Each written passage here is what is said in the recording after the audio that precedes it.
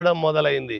ఎప్పుడు చెప్పినా 2015 ఏప్రిల్ 27 నాడు నేను రష్యాకు ప్రయాణం చేశాను.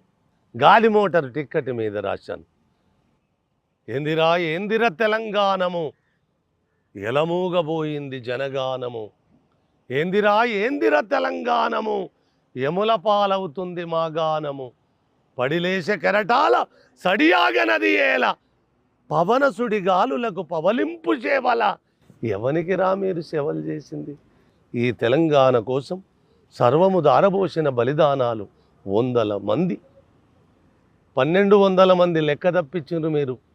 1400ని అన్ని రోజులు ప్రకటించిన మీరు మళ్ళీ మీరు అధికారంలో వచ్చిన తెల్లారే 1200. కాదు అంత కూడా కదా. గంత దరిద్రమేందిరా మీకు? 1400 మంది మరణాలు ఇక్కడ అమరులు.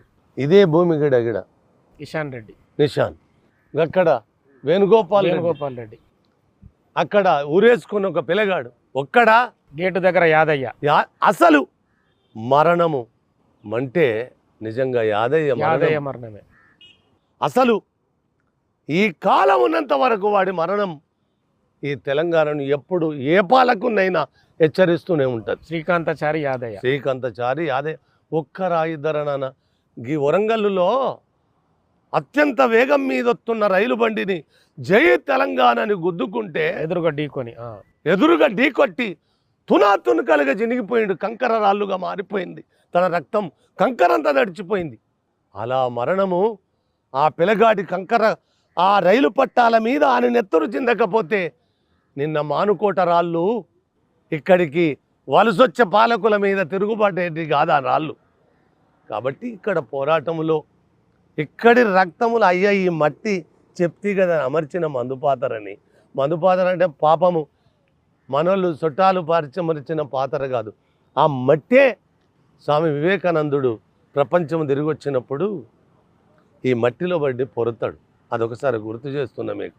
ఎందుకంటే యాంటీబయాటిక్ నా నేల, యాంటీబయాటిక్ అంటే నాకున్న రోగాలన్నీ నాకు పట్టిన ఏదన్నా నేపథ్యం ఉంటే పటాపంచలు అయిపోతుందని యాంటీబయాటిక్ నా నేల అంటాడు.